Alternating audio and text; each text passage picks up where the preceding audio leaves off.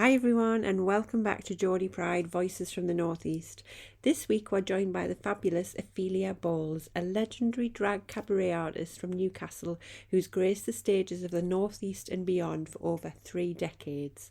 From her humble charity shop beginnings to building a bold, unforgettable brand, Ophelia shares her journey, her insights on evolving drag culture and the importance of kindness, self-expression and never being afraid to break the mould. If you're passionate about creativity, authenticity and making your mark, this episode is packed with wisdom you won't want to miss. So pop the kettle on, get comfy and join us for a nostalgic yet fierce chat full of laughs with the amazing Ophelia Balls.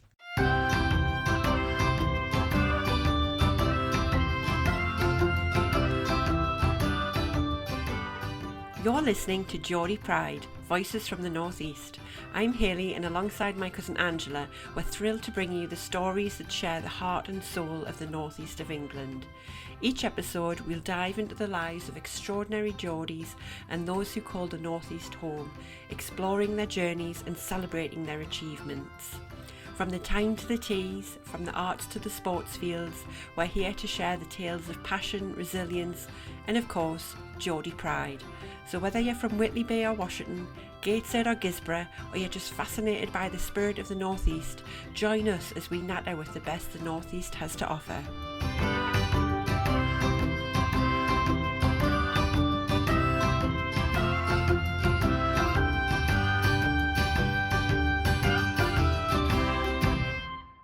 Hello, how are you doing? We are good. We're so excited to chat to you. Thank you. So do you want to tell us a little bit about yourself and your background in the Northeast? Where are you from? Well, my name's Ophelia Balls, drag cabaret artist extraordinaire, or what I call myself now is prehistoric drag. I think I've been doing it that long, but I love it. And I started back in 1980 something with a lovely friend called David as a double act. And we were always interested in show tunes and musicals and jazz hands and all that, And then we done a little double act called Too Darn Hot. So it was fab, and we went around some clubs and stuff. We both had full-time jobs, and it was like a little bit extra. And then he decided to go to France to work, and I'm going, oh, okay then, off you go, bye-bye. And then I just concentrated on my main career for a while. I was always in hospitality and catering. And then I thought, we'll do a bit more. And Gracie La Glitz came about. So that was me before Ophelia. And I was christened that by a lovely friend who is no longer here called Tony. And I went around and it just wasn't right. I didn't concentrate on it. It was just really a little bit fun, but it wasn't as fun because I didn't have my other half with us, David, the drag partner. And he'd come back and he wanted to concentrate on his career. And so did I. So I was in hospitality, as I said. And then it wasn't till roundabout, I was doing bits and bobs, but it wasn't until around about 1999 where me and my other half got a guest house and we both started working for ourselves. And then I invested in costumes and agents and PA systems and lights, and it all took off from there. Hello. Fabulous. What was it that wanted you to start doing it? Was there someone that inspired you, or did you just know you wanted to do it from early age? Well, I actually started, my first dress I put on was in the Cub Scouts. I'd done an own little play when I was about 9 or 10. and then the youth club were looking for Cinderella. What would you be an ugly sister? Oh, go on, then I'll do that. And then school reviews ended up in a frock. So I think it was destined, I was there to be like on the stage in a dress with a light shining on us. But I think I was always a bit funny, and to like get away with the gags and that, I donned a frock and some wigs, and that's what it was about. So I've always enjoyed entertaining, and this was a way of doing it cheekily, I think. When it comes to sort of dressing up, like with dresses and obviously flamboyant dresses, and there's some beautiful Do you think dresses. so? Oh, gorgeous! I'm dressed down. I didn't want you to show me up. Do you have to specially get them designed, like made, or are they just, how do you go about doing that?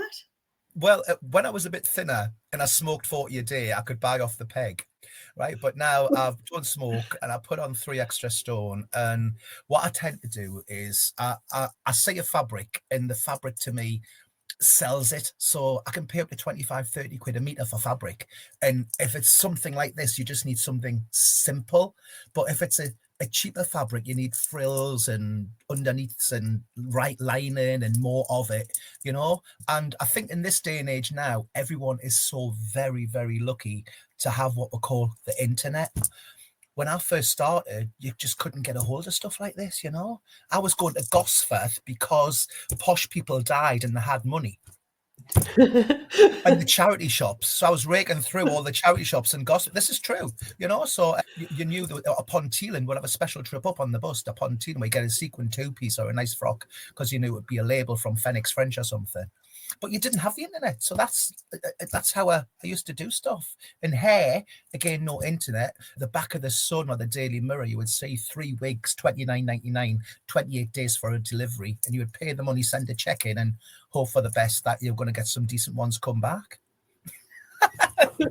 It's true though. Like whenever I'm on a charity shop haul, I'm always going to the posh places.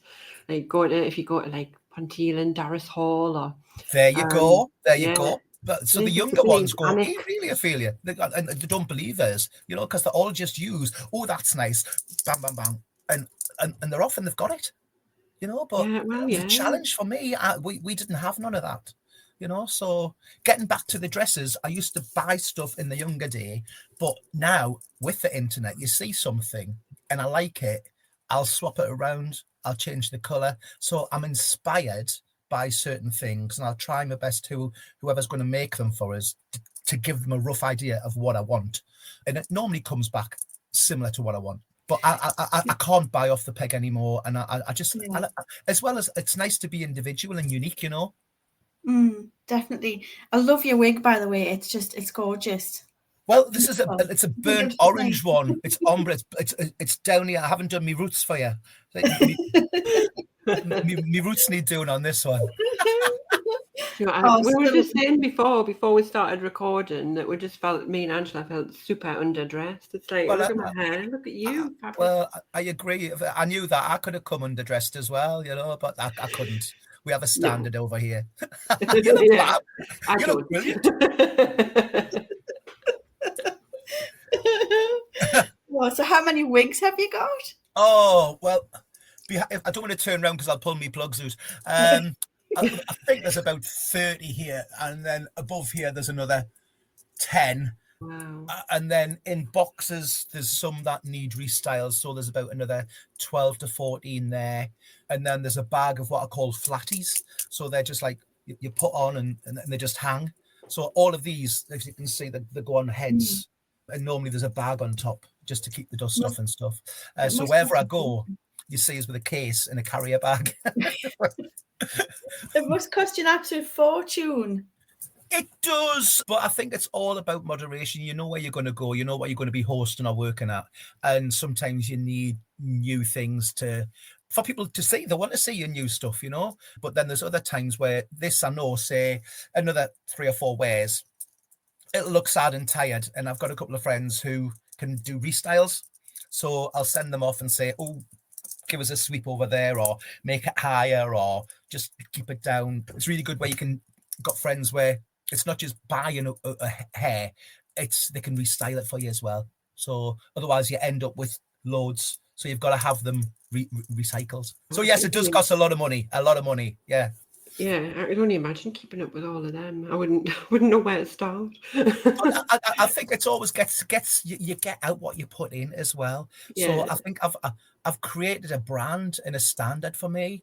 So if I was to lose that standard or brand, maybe I wouldn't get as much work, you know. So and I've been there and just come through the years, through the levels, and I think I've created a rod for my own back, because when you see something and you think, I want that, I want to be the first to have that, you know. And I have been the first to have a couple of things throughout my career, and then you see everyone else has got it, and I think, well, I had it first. And I'm not saying no. It's just that you do something before someone else does, and it's nice if you see someone else who creates their own niche or their own little brand, and you think, good on you, you know, or how they go about performing, or what they wear, or their look or something, or they've always got their makeup's on trend, or they always wear the certain color hair, you know. And it's just nice where someone has a standard and a brand. And I think that's what I've done over the years, created a standard, and people just want oh, is that all she's wearing? Just them sequins? Where's the feathers to go with that? Where's the, do you know what I mean? And so you're just like, it's a roll, and you just get bigger and bigger and bigger as you go on. Talking about the brand, like, how did you come up with Ophelia? Like, where did the identity come from? Well, the lovely David that I used to work with for Two Down Hot was sat one night when we come back, and he said he didn't want to do it anymore. And we played around with names, and we come up with some really awful ones that I would rather not say on here. And I thought, we'll never get work. What are you going to? We can laugh at that, but you can't say, please welcome on stage in a social club. That people will come and kick you, you know. So there's loads out there. You can sit one night and just play around with names, and it's what your grandma was called, or the last thing you had to eat, or what did you last touch, or your boyfriend's grandma's name or something. So we thought Ophelia was fun from Shaky Spear, and then we thought Ophelia touch, Ophelia boobs, Ophelia balls. I thought that's how it has come, and we thought it was hilarious at the time, so here it is. I think it's cracking. Cracking. Cracking. I love it. So where was your first performance, and how did you feel about doing that? Was it like nerve-wracking, or did you I was love it? absolutely petrified.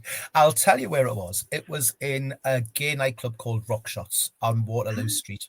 Yeah. You might have heard of it, maybe not been there, but it was big, and it was the only gay club. It was absolutely a huge, big gay club, and it had a name for itself around the UK. And sadly, Adrian Gadd, the owner, is no longer here. We lost him about 3 or 4 years ago, and it was his birthday. And we'd been invited to his birthday party. It was on a Wednesday night, and I went up to Adrian and said, Adrian, do you want a bit of cabaret for your birthday? Go on then, but I don't want loads. Just there was 20 minutes. And I said to David, oh, we've been asked for us to do cabaret. And he still doesn't know that I asked. I said, oh, Adrian asked us, but I asked Adrian. And we've done 4 numbers behind this curtain, and we'd been built up, and we were both absolutely like bricking it. We really were. And the other half had knocked some little dresses together for us, you know, all bridesmaids dresses. We'd put some frills on and a boob tube fabric with a bit of frill on the bottom and on the top. And we'd hired these wigs. You could hire wigs at the time from a company called Transformations, which was down the Westgate Road, and they used to hire £10 deposit and £10 for the night. So we hired these big bouffant wigs. And we went out, we were both absolutely petrified, and would just give David at the time in a gay club. You had some poppers. I don't know if you've, so literally we'd open this poppers. It's amyl nitrate, and it just makes your blood go round. And going, so David, you're going on, okay, and off he went after this big sniff of pop through the curtain, and I followed him, and that was our very first gig. I've got a new baby. I should have some of them. Get a bit of energy in them. They're known in gay venues, and you shouldn't take them if you do have a heart condition. But in our younger days, we're young and fit, you know. So I think that was the initial rush. Got him on stage. Woo! I'm through the curtain. Off I go. I've got no option. And you're addicted since then. Not to poppers. Yes. Well, addicted, I was going to say, yeah, it's in me blood. I love it. And I had lots of inspiration as well, you know. So the likes of Stanley Baxter, old like icons, John Inman, even John Inman was like there. Also, who else? Danny LaRue, and a fantastic drag queen in London called Regina Fong, you know, brilliant. And also in the clubland up here in Geordie land, you'll say Silk Stockings, and everyone knew Silk Stockings. Simon and Hilton, both dear friends of mine. Hilton sadly no longer here. And you could go around the clubs on a Friday, Saturday, Sunday, and there would be a queue outside the door at 6 o'clock. And if you weren't there at 6 o'clock, you wouldn't get a seat. They inspired me quite a lot to know what they'd done. And I just said, I want to be like them. You know, so sadly, Simon doesn't do it anymore as Hilton passed away, but they could fill any venue, any club. They were absolutely amazing. So check them out. Have a look on the YouTube. They were brilliant. Definitely, yeah. Northeast legends, they really were. It sounds amazing. Like, can you describe like what it was like back then versus now? Like, how has it evolved, the drag scene? Like, what was it like in Newcastle back when you first started? Well, there wasn't as many people who wanted to do drag. You could name them all on maybe two hands. You know, you knew who wanted to do it as a full-time job, and there wasn't many who'd done it as a full-time job. It was more of a hobby. So it was a case of you couldn't spend too much because you weren't making it, and it was more of a charity night. Whenever there was a charity night on, it brought everyone out, and they shared a lipstick and an eyebrow pencil around a mirror, you know, and it was like bear in mind, back in the 80s, AIDS was a big thing, girls, you know, and there would be lots of charity events for the General Hospital at the time, which was Ward 25, and we would try and raise some money for people who were ill, maybe like radios or anything that would just give them some help. And one of the local legends, Greta Lamore, who was a queen and she still is, she'd done a lot of fundraising back in the 80s, and we would all come and we've got a charity night, love, are you going to be part of it? And yes, we would all go, yeah, we'll do it. And there would be money made, and it would all go to the General Hospital or people who were less fortunate than us. And I remember going through 2 o'clock in the morning, fully dressed up, working for a company called Body Positive Northeast, giving out condoms and information about awareness and stuff like that. And I thought, what am I doing this for? And I look back and I'm so proud of myself that I did do that. You know, where it's those memories, you can't, it's not there anymore, you know. So it has moved on, and it's all for the better. And a lot of people now think they can do drag, and everyone's entitled to do drag, but there's a lot more of it because of RuPaul putting drag in everyone's front rooms.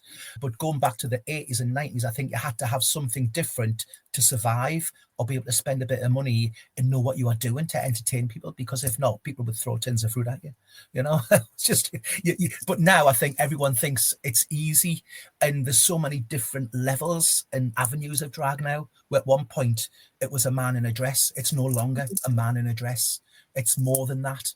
And if any people want to do drag, I totally accept it, you know, and you have to. Yeah. So when you're out and about and you're doing your shows and things, do you find any any challenges that you've got to face, and how do you overcome them? Is a general sort of positivity when you're doing your shows? Normally, very much so. I work in a very, very exclusive venue on a Friday evening. It's called the Garter Noir. It's the Black Garter on Clayton Street, and it's one of my favourite pubs, and that's where my challenges are. And I overcome them by shouting at them. I think I've earned me stripes there. And do you know, like the Tower of London, if the Ravens ever leave, I think if I ever leave the Black Garter, it'll fall down. I absolutely adore that place. I really do. So you'll get your regulars. Harry, Gary, hi, Bill. You all right? You looking canny the neat, like, love your moves, like. And I think, thanks very much. And Harry, Ophelia, who's Ophelia? Wait, how are there, man? And you've got, honestly, I can't describe. And people say, what do you work there for? And I absolutely love it. I've made so many friends and acquaintances over the year. And I think once I can tick off the Black Garter, I can survive anywhere, you know, and I've made that, and I get so much respect in that part. And if people don't like it, they just leave. But normally they know I'm there. And most Fridays, not all the Fridays, and they come in and just evolve and just immerse themselves in the fun. And we'll have such a good night. Just it's easy work. I sing, host karaoke, call them worse than muck sometimes, and they come in, get stag parties in, hen parties in, take the mick out of the guys, and it's just a fun night. I love it. I don't know how I haven't seen you, to be fair. I've been to the Black Garter loads of times. Not on a Friday night at 8:15, you haven't. I mustn't have been. But now I will go. I was going to say, we'll have to head down now. You know the type of atmosphere the Black Garter, it's certainly tarnished, and it shouldn't be, because it's excuse me, my eyelashes stuck. There's nothing worse, is there? There we go. It's brilliant beer. A Showell insists on a perfect pint, and it's rather cheap, and also it's just a brilliant atmosphere. You just get characters in there, and I absolutely adore it. You know, it's so fun. You've got to queue at 9 o'clock in the morning getting in. Yeah, the salt of the earth, the people that go there, honestly. Definitely. But yeah, the tag a bit like that, but it's quite canny. Oh, hi. Yari, Gary, nice to see you, like, Gary. Who's that, like? Well, it's Ophelia Balls-drag, do you not know him? So, and I'm fine. I'll go, and as soon as I just walk in with the cap and my big grey coat, behind the bar. Who's that gun behind the bar? Oh, it's Ophelia man. And I said, oh, yeah.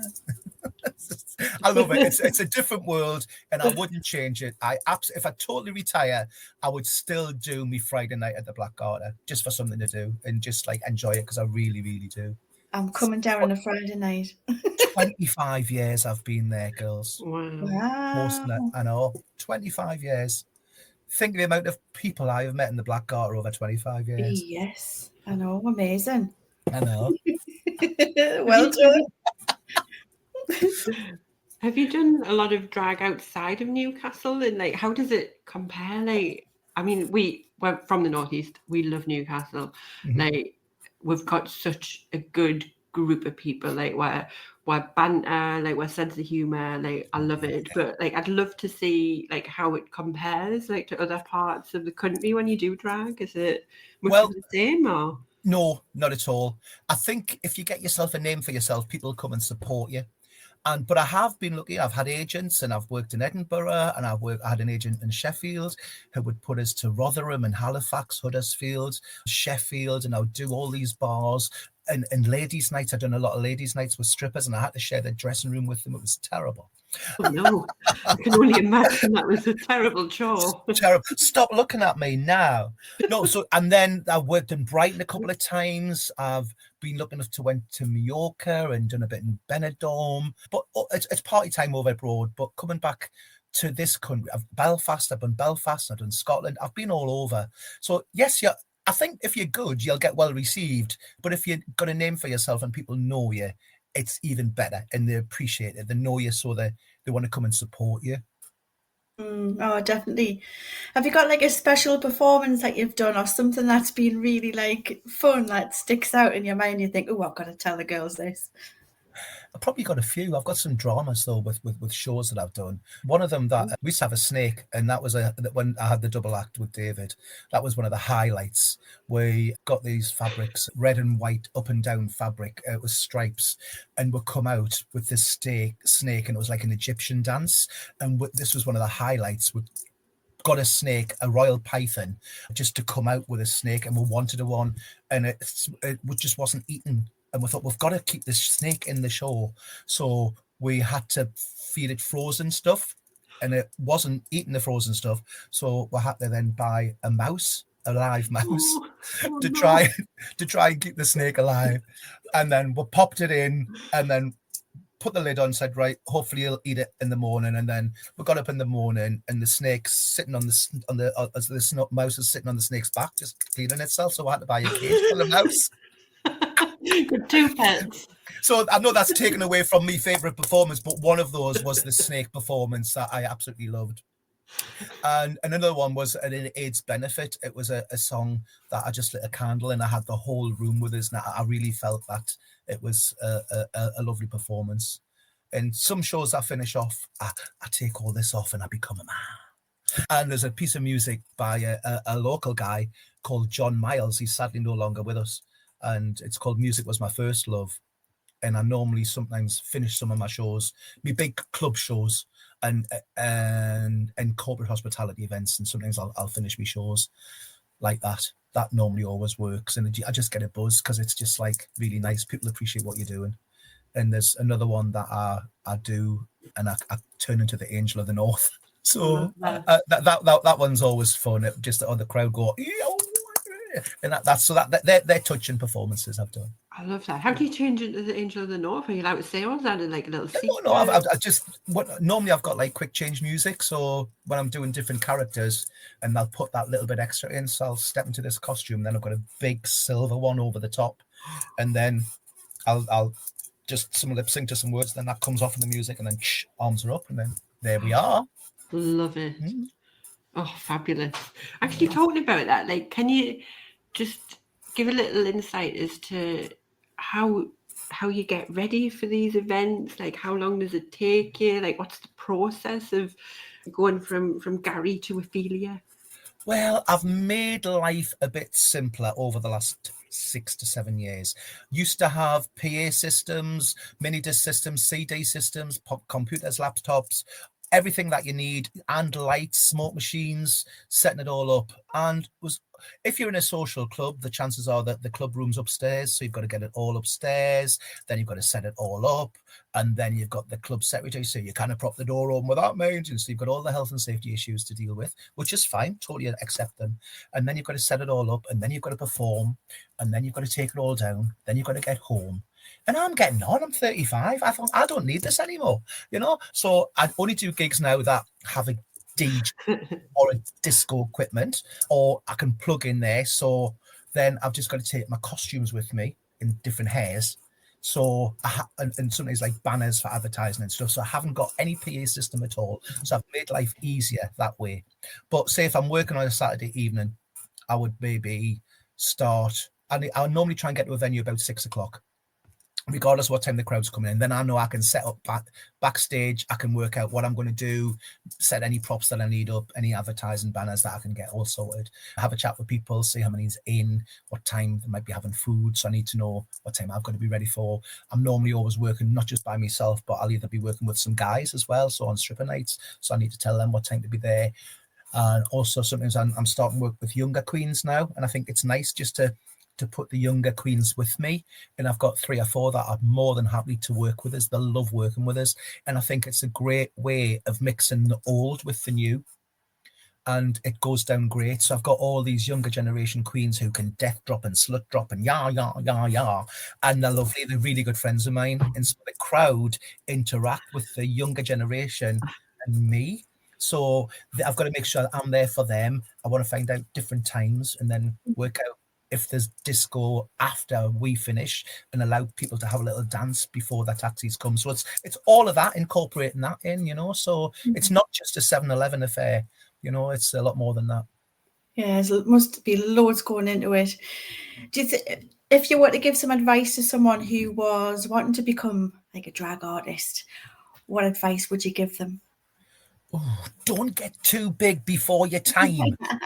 Yes, a lot of this younger generation think they're just Lady Gaga, and you can't be Lady Gaga before you've been lady, if you know what I mean. It's a stepping stone, right? And you don't go too fast up the ladder, because you've got the other side to climb down, and always be nice to people, because you're on a ladder of success and you've got to come down that ladder as well. So you're going to meet the people, if you've ever been nasty to people on that way down. Be kind, be lovely, don't be scared to ask anybody for help or support or guidance. I'm more than happy to help anybody. If someone come to me and say, Ophelia, where did you get this? I wouldn't actually tell them, but I would tell them how to go about getting. I don't want someone to look like this. This is my brand. Where if someone said, oh, I love your hair, where did you get it from? I'm not going to tell them. I'm going to say, well, you like it. Well, why don't you maybe have a different color and go there, and they can do something similar, but they're not getting what I wear. Do you know what I mean? So you've got to be careful. Otherwise, everyone's going to be a carbon copy of everyone. And I think I mentioned before about RuPaul being very accessible in everyone's front room. So there's a lot of everyone wants to do drag, but then I think where they're going to go with it, I think you've got to know what platform you want to be on. So a lot of people are just happy doing a performance in front of people and leaving it there, which is great. And a lot of people are great with a microphone and they can sing a bit, which is good. A lot of people just want to look fabulous and stay in the bedroom and going, yeah, which is great.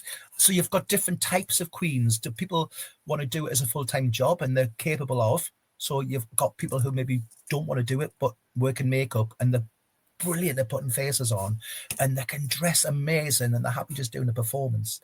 So there's all forms of it. And I feel as though you just got to be, the younger generation I think they need to respect the older generation. Because if it wasn't for the older generation, maybe they wouldn't be here. And I always get a lot of respect. I must say, I do. I get loads of respect. So thank you, all my younger fans. And it's a two-way thing, though. I respect the younger generation as well. I really do. It's no good just. I've never put blockages in the way. I would always try and help people. So it's just be kind. That's what be kind, and don't be scared to ask for help and support. Yeah. Is there anywhere that you think that you haven't been that you would love to do a gig at? It doesn't have to be in the Northeast. It can be anywhere. Where do you reckon? Oh, I was lucky enough I think it was 2018, to work for a company called Club Kids, and they employed a lot of RuPaul drag queens. And I got asked off Andrew, who was the director of it, do you want to come on tour with me? And it was a queen called Alaska. And I co-hosted the show, and there was 10 venues all around the UK, and I was so lucky to be able to host that show. We went everywhere. We went to Belfast, went to Dublin, Glasgow, London, Liverpool, Manchester, Leeds, Newcastle, and this is a queen that had been on television, and she had her own way of speaking. Hello, Ophelia, how are you today? And she was just brilliant. She was really good, and she had a massive following. And I thought, how lucky am I to be able to go to these big places and host this RuPaul queen? And I said, do you not mind the older generation? She says, no, I love it. It's really good. She says it just shows there's a mutual respect there, as I was saying earlier, and it was so nice. I'm going, oh, Alaska loves me, because I was flapping in case you didn't like it. I'm going, it went on great. So, but I managed to do a place that I always thought I would like to do, and it's called the Clapham Grand in Clapham. It's absolutely an old theatre. Imagine the Tyneside Theatre. And it's old like that. It's so, and it's got character, so he's got all the boxes and the red velvet curtains, and it's just stunning, and it's just absolutely fab. There's nowhere really I think I would like to work. I've worked a bit abroad, and I've done all over the countries, all over here. So I don't think there's anywhere there's nowhere that, as you've mentioned, there's nowhere really. I've been very happy with all the places I've worked. When I think about drag artists, it feels like a massive way to just some self-expression. Like you're just able to express yourself in such a different way. Mm-hmm. Like, do you feel as though that has been a massive part of your life, not just as your career, but you personally as well? Like, what has that meant to you, being able to perform in drag and be able to express yourself in that style? I'm very lucky, I think. I've created a character. Ophelia's a character. So all of this is my uniform for work. Once this all comes off, I'm back to Gary. And I'm very lucky to be able to entertain people like this. I couldn't entertain people without it. So this is my uniform, and I'm quite outrageous and do you know what I mean? I'm in it. Hi girls, how you doing? Ooh, good evening. Sing them live, tell them jokes, make them laugh, and get audience participation. But I just couldn't do that as Gary. I really couldn't. So I've been very lucky enough to be able to find a uniform to put on to enjoy my job. And once I'm finished, it all comes off. Back in the case, them smelly tights get washed, the towel puts in the washer, and packed away for the next time. And then I think, but the case is always at the door, ready to go out again, So I'm been very lucky. And so what I'm trying to say, Ophelia is a different character, and I don't, if I've got any views or opinions as Gary, I don't normally use Ophelia to get them. I've never mentioned religion. I never mentioned politics. I keep away from all of that. Yes, I'll F and blind a little bit because people are paying money and expect that from a drag queen sometimes. I don't get into current political issues. I don't upset anything. I never talk about Newcastle versus Sunderland. I never talk, I just don't. As I've made one big mistake once, and it was, I've done a great social club in Edinburgh. Great night, all the girls up, and I finished with Tina Turner, Simply the Best, and I got booed. And I didn't realise it was a football song. Somewhere along the lines, it had been a football song, and boo, and what have I done? I probably get everyone, I know it's usually a classic, isn't it? I love that one. No, I've done the wrong song. So I'll just always be careful about so I don't get into it. So have a nice time. Have you had a lovely time? Great. Back to normal, take everything off and go. For me, it's I'm always Hayley. I'm never really anyone else, and just having that persona to be able to perform in a different way, a different style. I just love it. It's just so unique.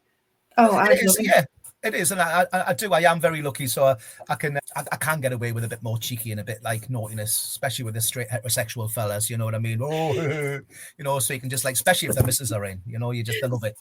Especially in the Black Garter. Definitely. Yeah, Angela's back out now with her partner. You'll see her next week. I'm full on beard muscles. Big Oh, lad, you'd have fun not with my these. type at all. I'm there this Friday, then I'm on my jollies, so I'm going to have a couple of weeks off. So I'm there this Friday, then I'm. There you I go. I'll think have I'm to come for and 9:30. see you. Yeah, I'll Oh, come yeah. and see you with my David. You'll have to. I'll get you a shandy, and I'll get David too. Oh, it's got to be a snake bite, man. You got to Oh, have a snake bite. I've got a keg of snake bite in my bedroom. You can come back.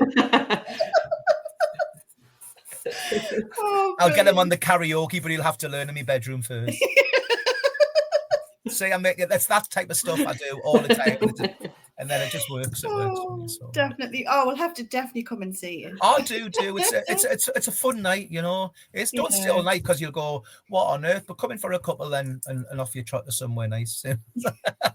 Cheryl Killers. It is nice. It's cheap. It's fab. It's great atmosphere. I get people sitting in the same seats. They reserve the seats. This is how it is. Mm-hmm. They reserve the seats. I've got people. That's our seat. We sit there. Oh, We'll sorry. be fighting over it. Yeah. They move about. Yeah. Oh, no, Ophelia's on at 8 o'clock. You can sit there, but then you'll have to move.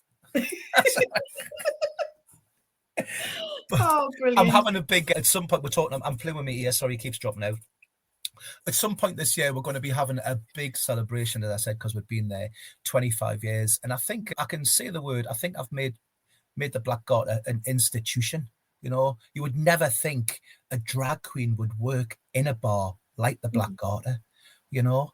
And as I said, people do say, what on earth do you work there for? And I do love it. So we're going to have a right royal do, 25 years, centenary. Well, I don't know what we're going to call it, but we're going to have a little celebration of me being there 25 years, I think, June or July. Oh, so brilliant. That should be I'll fun. definitely come then. I'll give you a royal invite, lasses. Oh, good. I'll bring my David along. He'll love it.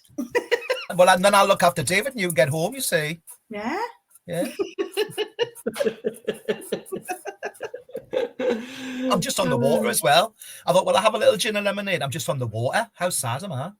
Oh, I've cracked open the wine. But to be fair, so for anyone listening, we're recording this the day after Newcastle won the Carabao Cup final. So I cracked open a bottle of bubbly last night and I'm finishing it off today. So I'm like, it loses its fizz. I need to use it. You're finishing the crate off today. Oh, yeah. The vats in the back of the garden. Someone's trampling on the grapes. Yeah, that's what my husband's doing. Get him working hard. Do you think there's been any misconceptions about drag that you've seen that have evolved over the years, that have been eradicated? Because you mentioned RuPaul earlier, and obviously drag's become much more mainstream. Is there anything that's helped you in that respect, like that's changed over time? Well, I think it's made more accessible to everyone. You know, where at one point it was frowned upon. You know, oh, what's a man putting women's clothes on for? Mm-hmm. And it was like, what are you doing that for? And people couldn't understand. It was just a way of expressing fun. And it was my job. This is what I do to make a living, you know? So I'm very, very lucky since 1999 to be able to do this. And I am, honestly, I hate using the term blessed, but I have been blessed, you know? But I think you only get out what you put in, as I said before. And I think a lot of people, what does get to me, and it's just my opinion, and I've been able to do it. I got asked to do drag story time. So I read a book to some younger children and the parents were in the back and the children come round in the front. And it was great. We had a really good time. There was a couple of us. It was brilliant. And there was photographs getting taken, but we didn't take any of the children, and just of the hands and things like that, them playing with the toys, and the mothers were there. And we got a round of applause. And to me, that is great. It's just a character reading a story. I don't have any issues with that, but people in different countries do have issues with that. And it's just, you know, it's just like, just let people have a nice time. You know, it's not hurting anybody, you know, just like, let's all have a nice time. We're not here that long. And it's so entertaining. It's like you're expressing yourself, like, and it's just so fun to watch. And it's just you just, and I know there's always the exception. Like even in my lifetime, I've noticed a big shift, and it's like it's just something that I just hope continues to evolve, because there's always going to be someone that's going to be offended about something somewhere, but you can just hope that that continues Always. to improve. Always. I mean, it really is. It can be very hurtful, especially with all the social media kicking about now. You know, I've seen people who have made TV and they've had hate and rottenness, and they just come away from it all. And you think, this is so sad. You know, people don't need to be called this or be hated or wanted to be killed. You know, just like, and people come off Twitter and Instagram, and you think, there's no need for this, you know. We're just trying to do a job, but I think it'll always be there, to be honest. Yeah, and I think with the rise of social media as well, it's there's always going to be something like that to some degree. Do you hang around on social media, or do you try to keep away from it? Well, I'm always on the. Yeah, I've got to. I think it's my job. That's my office. So Instagram pings. I need to look. I need to like at something. Twitter / X. I'm on there. So I've got people who put things on. I share them. I like stuff. Facebook, I'm on there. I need to advertise where I'm going to be, or if venues are that I use or advertise and stuff, I'll share stuff. So yes, I am on it. It does help me. So I'm not on as much as I used to be, but I am, because I'm not working as much as I used to, and that's my choice. You know, at one point I was 6 nights a week. I just can't do that now. You know, yeah, I was. Yeah, and then 5 nights a week, and I would say Monday I would have off. Tuesday I would be always Sunderland. Sunderland was a great night back in its day, so I was there for about 8 years. Wednesday I would work in Rusty's. Thursday I would cover Simon, who was Rusty, if he was in Turkey. Friday was me Black Garter. Saturday I hosted Adonis Cabaret, which was like a big hen night place. We'd have 200 girls in there sometimes, and then I would finish off at Rusty's from 11 till 3, and then Sunday I would be at the Bank Bar, and then Monday it would be day off, and then start again on Tuesday. So literally I was like that. You've just tired me out saying that. Yeah, and it's not just picking your bag up and going. It's what you're wearing, you know, all the stuff that you need. Like when I was DJing, you would like take your CDs with you, you know, so you had a big case of CDs, and then you had to get the current music. Oh, it's just like, I loved it, and I still do. I still enjoy my job, but I'm in a position now where I can pick and choose what I want, and that's nice, you know. Yeah. I've done it for 30 plus years, so I don't have to work every night. So I'm very, very lucky. So I'm lucky that way. So if I did have to do it, well, I would certainly get more work in. But at the moment, I'm in a position where I can. Oh, I don't want that one. But sometimes it backfires off you, though. Sometimes it does. So I'm not going to tell you too much on it. But so I thought, right, how to get out of this. So if I overcharge myself, people will say I'm not paying that. So last year there was a gig coming. I put a ridiculous fee on it, and went, oh yeah, that's fine. I went, oh no. Well, at least you got a nice bonus. I did. I thought, oh yeah, I'll say, right, I'll put yeah, that's fine, well, no problem. I went, okay, and I thought, right, don't do that again. So apart from the Black Garter, where's like the best place in the northeast for drag? For drag, well, we've got the gay scene, haven't we? So we've got that. I was used to work in the bar called Bobby's. I was DJing there twice a week. Sadly, no longer there. We've got the Yard, which is the oldest gay bar in Newcastle. There's always drag on there every night. So you've got singing queens, DJs, and do a little numbers throughout. You've got Switch next door. That's not really draggy. You've got Rusty Shaw Bar, which is brand new. So they put shows on Fridays and Saturdays. And then there's normally a drag queen host in Rusty's. And then you've got the Tipsy Cow, which is really, it's a fun little bar just behind Lane 7. Paul and Vicky are there, and Wendy. So that's always a place to drop in. You know, people, it's forgotten. It's not the best looking bar, but you don't need the best looking bar because it's got a great atmosphere. It really has. So you always have fun night in the Tipsy Cow. And then you've got Boulevard, which isn't really a gay bar. It's not classed as, it's more of an entertainment complex. So you've got a lot of cabaret happening there. So we're very lucky, really, in the northeast to have all of that. Definitely. I think that is a good thing about Newcastle, is that it's not necessarily got hundreds of bars or flashy bars or chains or things like that. Some of the best bars in Newcastle are just some of those little hidden gems that you just have the best atmosphere, and that's totally. That's all you want, isn't it? That's all you want in a night out. And I mean, it's not like you go to Manchester gay scene and Blackpool gay scene, which are great, but there's lots of it, and so it takes you a while to get round places. You know, where at least if you come to Newcastle, you can do them all within a couple of hours. You know, and say hi to everyone. I mean, it's a party palace, Newcastle, as you know. I did have a nice Christmas, I must admit. I was kindly asked to be part of a panto, which was a Northeast panto, a Northeast adult panto last year, and it was Dick Whittington, and I was Fairy Balls. I can imagine. So, Fairy what? Fairy Balls. Fairy balls. And it was brilliant. I was along with Katie Price, believe it or not. We only done 5 shows and it was at North Shields. So we had Katie Price in North Shields as Queen Rat. I was on one side of the stage. She was on the other side of the stage. All right, Ophelia. Yes, I'm all right, Katie. You all right? I come on. Hello, welcome, Fairy Balls. And then she come on and it was brilliant. And we had so much fun. I was asked to do it again. And I'm just peeling this off my wall. It's not an advert. This was on my dressing room at all times. I got asked to do it this year as well. But it wasn't just in Newcastle. It was a UK tour. Oh, brilliant. Oh, look at that. There I am. So it was Snow White and the 7 drag queens. I know. Oh, I love that. Oh, that's my kind of pantomime. It was very naughty. So we had 2,000 people in the city hall. And that was nerves for me. That was something that I'd never done. I'd never performed in 2,000 people. And in the opening number, and it was a song from the musical called Six, and we all had different lines and we all had to dance.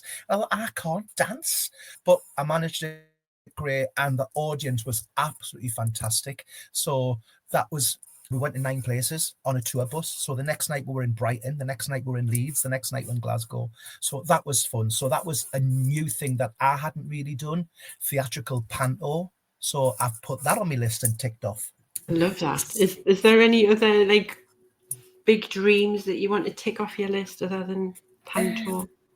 I always wanted to do a bit of television, but I'd done a bit of television. There was a company called Made in Tyne and Weir, a channel, and there was a little LBG, I can't even say it. Anyway, LGBTQ plus community. There we go. I got it. And I was a dragon aunt, and it worked. So they would have a little problem come in from Peter from Benwell, and I used to have to solve the problem. So there's a couple on YouTube. Check them out. Dragon aunt Ophelia Balls on the YouTube. So it was all scripted. Hello, my lovelies. Well, today I've got such a problem for you. Hey, well, Peter and Benwell. I'll tell you about Peter and Benwell. But I've been talking to this one, and I would just little story up, and then would eventually solve the problem. So that was fun. And then I'm in everyone's ears Pride Radio every morning as well, so from 7 till 10. So I'm still quite a busy girl, really. Keep yourself busy. Oh yes, definitely. Right, should we dive into the quick fire questions, Angela? Yeah. Yeah. Who's going to go first? Me or you, Haley? Go on, you go first, Angela. Okay, right. The first one. If you could do a duet performance with any celebrity, who would it be and why? Barbara Streisand. I absolutely love Barbara Streisand. I was so lucky enough to see her live in London in 2008 or 9. And every time something Barbara Streisand comes on, I would just love to do it. Absolutely love it. I would love to sing No More Tears with Barbara Streisand. Enough is enough. I can't go on. You've heard it here first. Yeah. Brilliant. Barb's all the way. Yep. Good answer. Next one. What's your ultimate lip sync song? Ooh. That I like to do or I like to see people do? Let's say you. Okay. What you'd like to do. I'm going to say it's from a musical called Jekyll and Hyde, and it is called This Is the Moment. It's a lovely slow song, and it has a lot it just builds. And it's really quite, and I used to learn all the words off by heart and all the pauses and all the, this is the moment. And it's quite meaningful and it's a lovely song, quite dramatic. And I was quite over the top with the lips and everything. This is the moment. And another one, Celine Dion, Think Twice. I used to love that. Oh, yeah. Love that. Brilliant. Yes, they're 2 classics I love. Oh, fab. Stomach muscles are aching. We're laughing already. Right, next one I've got. Northeast question. So the number one thing you love about living in the Northeast? I think it has to be friendliness in the hospitality of people, really. I think that's what I think. So, you know, but you go to Manchester and further down, and people will go. Where up he'll go, hiya, they'll hold the door open for you. They've got no idea who you are. They'll go, I'll read, they'll speak to you in the street. It's just, it's the people. That's what I love about living in the Northeast, the people. We've just got like that good kind-heartedness. Yeah, generous people, and you just wouldn't get that anywhere else, I don't think. You know? Yeah. No, you don't. Like, even because, like, as I say, I live in Leeds now, and obviously people down in Yorkshire are very friendly, very lovely, but for me it just still doesn't compare. Like, I just miss the Northeast banter. And So when you're coming back then? and Angela's been asking me this for years. I've asked her for years. I will, I promise. If you're happy there, you know, and that's it. If your job's there, your life's there. Yeah. I mean, my heart is still at home, so we will be there one day. You're an hour and 10 minutes down the road, and it's not that far, really. We're not far. Doesn't take long. Next. So the next one is, what's your favourite Geordie saying or word? Why, aye, man. Yes, the classic. That's my favourite as well. I do like. I'm on a little WhatsApp group, and we'll call it Howie. So Howie. So I do like, but it has to be why aye, man. Oh, it does. Yeah, I've got, because my children have lived here that long, they sound Yorkshire, and so I keep telling them to say like little Geordie phrases and words like that, and I'm always saying "how are man" to them, and it's so funny listening to them saying it in a little Yorkshire accent. I'm like, no, we need to work on this, girls. Come on. Talking about accents, though, girls. Do you know what I mean? I think another one that I think is quite local to us. I don't know if it's anyway, but when you go to the seaside, you have a plodge. Oh, yeah. Plodge. Yeah, You hold plodge in your the pants up, sea. you have a plodge. And then what are pigeons kept in? Pigeons are kept in crees. Well, I think that's local as well. Yeah. You know, so a lot of people, cree, what's a cree? Well, you keep your pigeons in a cree. You're going for a plodge. Yeah. You know? Oh, I always ask this one as well. Do you know this? Do you know what How are they? What? Do you know what a cracket is?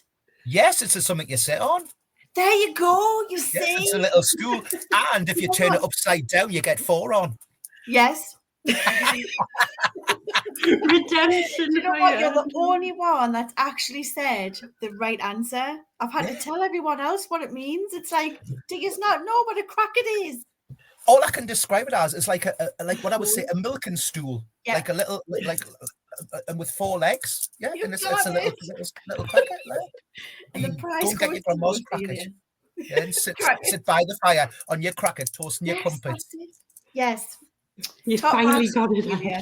How do I know that when I'm only 35? Well, you're 25. Plus fat. A bit more. I've got a bit more VAT than you, I think. Oh dear. Right. I've got another one. Should we do the last one here? Yeah, fire away. Yes. Was that me or you? You do, because I did the cracket one. Right. So your last question is, what is your go-to Greg's order? Right. Well, I know this because I did it this morning. When it's at 8, I was doing this. It was, and normally I'm not a big. I'll tell you what I had today, and normally this is what I order now. It was, can I have a bacon bap with extra bacon and ketchup and a large cappuccino?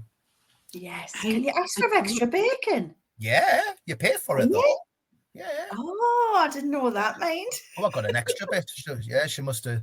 Yeah, she gave us a bit. I was chocker with sauce as well. I was dripping all the way down my hands. Oh, nice. I love a Greg's breakfast sandwich, mind. That's cracking. Like, you go to like little cafes and stuff around here, and I'm just go to Greg's, get yourself a bacon and sausage sarnie. Yes, and you probably serving farm cakes down there where we've got stotties. Oh, you get stotties? Well, no, we still do stotties up here. But you probably down there, you get a barm cake, don't you? Yeah, we just get like it in a bun, like a What's your bun called? Is it a barm? Are you having a breakfast barm? they'll call, what do they call them? Like, they'll call them tea cakes. Tea cakes. In Yeah. some places I've seen them, which for me are tea cakes, like one of the like the sweet ones that you With the like with raisins in crumbs and stuff in. Yeah. Yeah. But they call like because I've always said a bread bun, but yeah, they call them tea cakes or Barm cakes, and there's barns, another thing as like- well. I've forgotten what it is, but yeah, there's different names for them. But we've got stotties up here, and stotties are a stotty. You can't knock a stotty. I love a stotty. Whenever anyone goes back up northeast to me, I'm like, bring me back Greg's stotties, please. So then someone will come to my door and they'll be like, I've got a pack of stotties for you, Hilly. And I'm like, oh my God, love it. Can I ask a question though, girls? Have you noticed over the years how a Greg's cheese and onion pasty has changed? It's Is not it just me? Yeah, they're not so tasty, are they? They're not as cheesy oniony. Thank you. It's now a cheese bake, and I think Yeah. there's less. It's more potato in there. Potato, yeah, it's more potato, Yeah. less onion. Smell the cheese. Mhm. Smell the Yeah. cheese. Take it away. Smell Yeah. the cheese. Take it away. Yeah. And then it's gone. You've got a whiff of the cheese and it's gone. We'll put the potato in instead. That's what Greg's was cheese and onion bake. Yeah, that used to be my favourite. That used to be my number one. Was a Me Greg's too. Me cheese too. pasty. And these gorgeous chicken and vegetable pie. Where's that gone? I know, where's that? I know. I tell you what they don't do down here that they do back home, and I always get when I go back home a mince pie. Really? Yeah, they don't do them down here, much to my dismay. So every time I go home, off to Greg's, get me stotties and I get me mince pie. Right. Because in Manchester as well, I think there were Greg's, but it was called a different name. It could have been Martin's. I'm not sure. Oh, I don't know. But you could see it was Greg's because it had the same type of writing and the colours and stuff, but it was under a different name. So, but I think it's Greg's across the UK now. But at one point, Greg's was just Northern. Yeah, I'm sure PH here. How very dare they? I know. I am. I'm going to shut up. Oh, that was brilliant. Great answers. Welcome. It's been lovely talking. Yes, but before we say goodbye, is there anything else you want to share with us? Any upcoming projects or events that you want us? You mentioned the 25-year thing. Is there anything like that coming up that you'd like to share? Well, I'm not sharing my holiday that I'm going away with on Saturday with anybody. I'm going away for 2 weeks. When's this coming out? It's going to be April, isn't it? Yeah. I'll be back then. So I'm going to India. So yes, when you watch this, I'll have been to India. Nice. On my list. Love to go there. Whereabouts? We're flying into Chennai, on the east coast, doing a little temple tour. Then we're flying over to Goa, having 5 nights in Goa. And then I'm getting the train up to Mumbai. I'm going to feel like the Pussycat Dolls doing Jai Ho.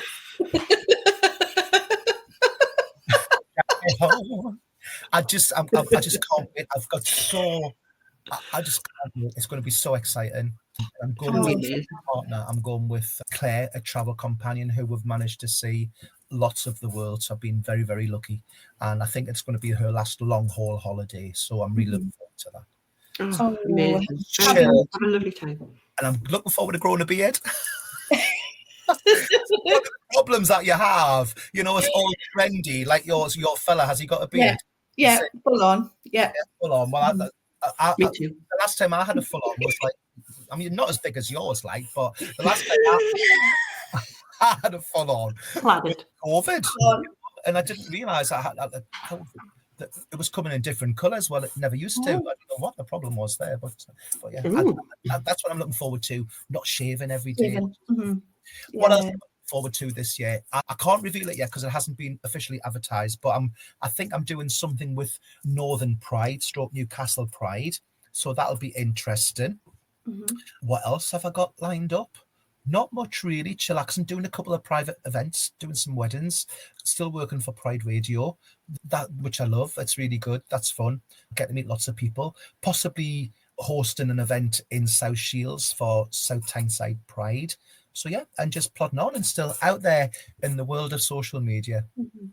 Yes, do you want to share your social media, and then we'll keep an eye out for those events that you're mentioning? Oh, well, of course. On the Facebook, it's Ophelia Balls. And then on the Instagram, it's Real Ophelia B.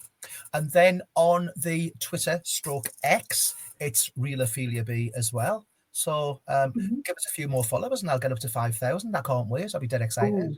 Let's get up to that 5K. Brilliant. So that's great. Thank you so much for chatting with me, Angela. You're welcome. Loved it. Fabulous. Well, I'll probably see you at Black Garter. Well, I hope so. Come in and I'll buy you a baby charm or a cherry bee. Your choice. Cherry bee. Which would you choose? Cherry bee. Cherry bee. Yes, fabulous. So thank you so much. And yeah, everyone follow Ophelia Balls. And yeah, thank you for joining us. We've had a great chat. Welcome. Thank you very much. Now, my other half's made some chicken and sweet corn soup. So I had roast chicken yesterday for lunch, and he said, I'm not throwing that carcass away. So it's been there. So I'm going to go and judge his chicken and sweet corn soup. Oh, lovely. It sounds fabulous. I don't know, but you float an egg in it as well. So it's like got that, you know, have you ever been to a Chinese and had chicken and sweet corn soup? Yeah. You know that like slimy bit? Oh, the white bit. Is that egg? Egg? Yeah, it's egg. No, I've never thought about what it is. I just thought it was floaty shit. Yeah. So I'm going to go and test his consistency and I'll judge. Oh. He's a great cook, I must say. I just said. Thank you, enjoy that. Lovely. Thank you so much. You're welcome.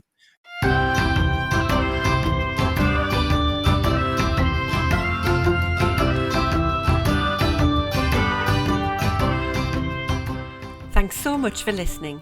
If you've enjoyed this episode and you'd like to help support Geordie Pride further, then don't forget to subscribe, share it with others, post about it on social media, or leave a rating and review. To catch all the latest from us, you can follow us on Instagram @Geordie Pride. Until next time, keep that Geordie Pride shining bright.